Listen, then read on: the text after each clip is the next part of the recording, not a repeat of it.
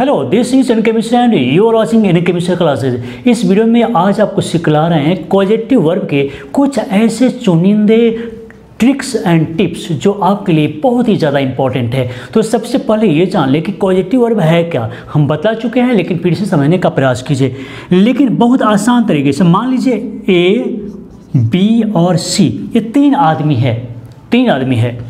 अब यहाँ पर क्या है कि अगर ये खुद हंसता है तो लाभ का प्रयोग करेंगे। ए अगर हंसता है तो लाभ, ए अगर इसे हंसाता है तो मेक लाभ। बहुत ही इंपॉर्टेंट और बेसिक बतला रहे हैं।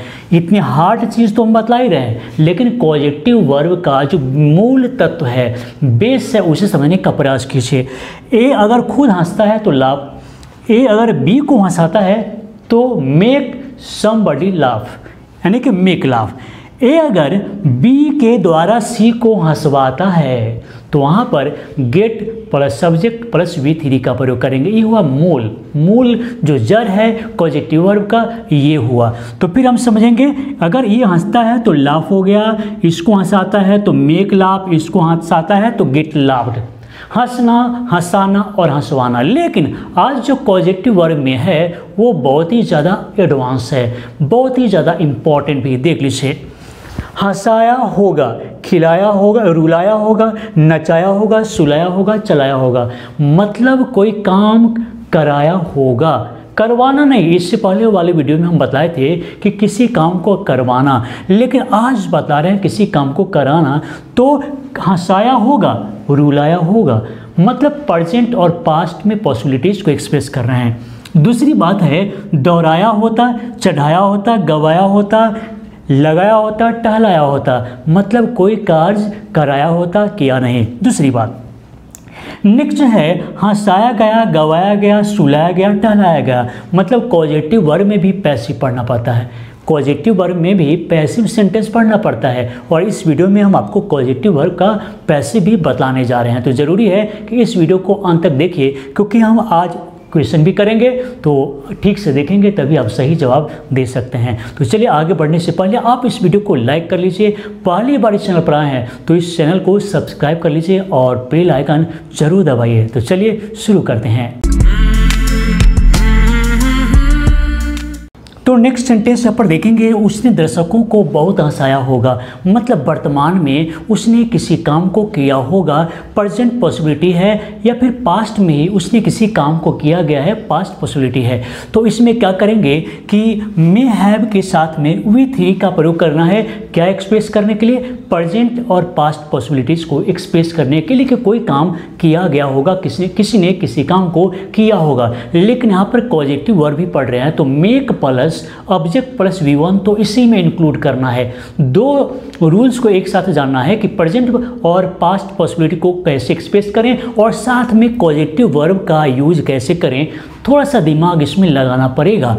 तो हम क्या करेंगे, उसने दर्शकों को बहुत हंसाया होगा, तो ही मे हैव, उसके बाद में V3 का प्रयोग करेंगे, और उसके बाद फिर ऑब्जेक्ट हो गया और फिर V1 का यूज करेंगे। तो ये यहाँ पर जो रूल आप देख रहे हैं ये हो गया कॉजेक्टिव वर्ब का रूल। और उसके बाद मे हैव प्लस ये जो V3 है, मेक का मेड बना हुआ है, ये प्रेजेंट और पास्ट पॉसिबिलिटीज़ को एक्सप्रेस करने के लिए मॉडल वर्ब का हेल्प लिया गया है। तो मीनिंग क्या हो गया, उसने दर्शकों को बहुत हंसाया होगा। आज का वीडियो वास्तविक में थोड़ा सा कठिन है, थोड़ा सा रुक जाइए, ठहर कर इसे पूरा देखिए और समझने का प्रयास कीजिए। Only you may have made the children cry now, केवल तुमने ही अभी बच्चों को रुलाया होगा। यानी कि एक प्रकार का शक है या पॉसिबिलिटीज़ है कि तुमने ही बच्चों को रुलाया होगा। तो मे हैव यहाँ पर भी यूज करेंगे, सब्जेक्ट जो भी रहे, और मेड का प्रयोग तो इसमें करेंगे ही, दूसरा कुछ नहीं आने वाला है, मेड होगा ही। उसके बाद जो सब यहाँ पर देखेंगे, ऑब्जेक्ट जिस पर काम किया गया होगा, जिससे रुलाया गया, उसे लिखेंगे। उसके बाद जो वर्ब है मेन, उसे हम लिख देंगे मूल रूप में। उसके बाद देख लीजिए, he may have made the artist dance, मतलब उसने कलाकारों को नचाया होगा, तो फिर हम देखेंगे मे हैव प्लस V3 का प्रयोग है, फिर ऑब्जेक्ट है और यहाँ पर V1 है, तो उसने कलाकारों को नचाया होगा। बिल्कुल आसान है, समझना जरूरी है। उसके बाद देखेंगे the mother may have made, तो मे हैव के बाद में फिर V3 देखेंगे, फिर ऑब्जेक्ट हो गया और फिर V1, मतलब माँ ने बच्चों को सुलाई होगी, माँ ने बच्चों को सुलाया होगा। तो यहाँ पर क्या है, यहाँ पर देखेंगे कि V3 का प्रयोग है और उसके बाद ऑब्जेक्ट और उसके बाद में V1, जुबान पर रखना है, बार बार प्रैक्टिस करेंगे बिल्कुल ये जुबान पर आ जाएगा। उसके बाद फिर है he may have made the patient walk, he may have, बस एक ही बात याद रखना है कि इस तरह के सेंटेंस में कोई काम हो गया होगा, कोई काम किया होगा, तो उस कंडीशन में मे हैव, उसके बाद में V3, क्योंकि यहाँ पर जो है कॉजेटिव वर्ब है तो यहाँ पर मेड करना पड़ेगा। फिर ऑब्जेक्ट क्या है, पेशेंट है, और फिर यहाँ पर एक्शन क्या है, तो वॉक है। तो he may have made the patients walk, उसने पेशेंट्स को, किसको, मरीज को टहलाया होगा। उसके बाद देखेंगे जो दो सेंटेंस है ये बिल्कुल अलग है, इसमें कॉजेटिव वर्ब का प्रयोग नहीं किया गया है, तो इसे भी देख लेते हैं। He may have finished his work soon, उसने अपने काम को जल्दी ही कर लिया होगा। इसे इसलिए बताए हैं कि कॉजेटिव वर्ब का यूज करके और बिना कॉजेटिव वर्ब का यूज करने में दोनों में क्या अंतर है। तो मे हैव के बाद में देखिए यहाँ पर जो वर्ब आया है वो दूसरा है, मेड का प्रयोग नहीं किया गया है, तो ये कॉजेटिव वर्ब नहीं हुआ। तो he may have finished his work soon, उसने अपने काम को जल्दी कर लिया होगा। She may have got married last year, उसने पिछले साल शादी कर ली होगी, और ये भी कॉजेटिव वर्ब नहीं है। तो याद रखेंगे कि कॉजेटिव वर्ब बनाने के लिए मेक प्लस ऑब्जेक्ट और प्लस V1 का प्रयोग करना है। कब, जब ए बी से बी को कोई काम करा रहा है, बल्कि ए भी इन्वॉल्व है, इस एक्शन में ए भी इन्वॉल्व है। मान लीजिए मैं आपको हंसाता हूँ तो आपको हंसाने के लिए भी मुझे कुछ एक्टिंग करना पड़ता है, कुछ बोलना पड़ता है, लेकिन काम करेंगे आप ही, लेकिन इन्वॉल्वमेंट मेरा भी होगा। तो इस कंडीशन में मेक का प्रयोग हम करेंगे, मेक ऑब्जेक्ट प्लस V1 का। तो अब नेक्स्ट सेंटेंस देखेंगे, जो सिंपल सेंटेंस पहले यहाँ देख लेते हैं, बिल्कुल सिंपल, और उसके बाद फिर आगे चलेंगे। जैसे the train might have missed, गाड़ी छूट गई होती, और यह पॉजिटिव सेंटेंस नहीं है क्योंकि इसमें कोई प्रेरणा से काम नहीं हो रहा है। माई पेन है माइट हैव बीन लॉस्ट, मेरी कलम खो गई होती, इसमें भी कोई काम प्रेरणा से नहीं हो रहा है, इसलिए एक पॉजिटिव सेंटेंस नहीं है। पॉजिटिव वर्ब में कोई काम प्रेरणा से होता है, इंस्पिरेशन से होता है, मोटिवेशन से होता है। तो हम यहाँ पर देखेंगे मैंने तुमसे एक गाना गवाया होता, मैंने तुमसे एक गाना गवाया होता, लेकिन मैंने गाना नहीं गवाया। तो आप देख रहे हैं कि उसी का जब सिंपल सेंटेंस पढ़ते हैं तो माइट हैव प्लस V3 का प्रयोग करना होता है, माइट हैव प्लस V3 का प्रयोग करना होता है, और पॉजिटिव वर्ब में भी यही रूल अप्लाई होगा। लेकिन पॉजिटिव वर्ब जब भी हम कोई काम कराने वाली बात यूज करेंगे तो मेक प्लस ऑब्जेक्ट और प्लस V1 का प्रयोग करेंगे, याद रखेंगे।